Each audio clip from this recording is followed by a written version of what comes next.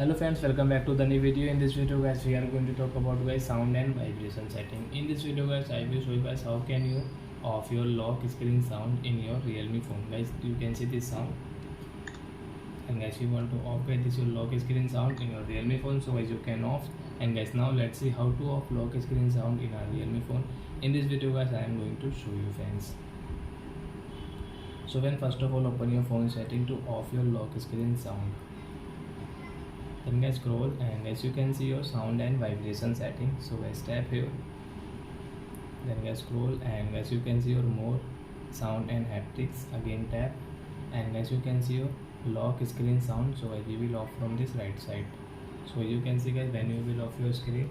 So you can see guys there is no any sound in your Realme phone. So I hope friends you have understood how to off lock screen sound. So that's it guys, thanks for watching guys. Now we will meet on guys next video guys with new topic. Before going guys, please go and like my video, subscribe my channel. Bye bye friends.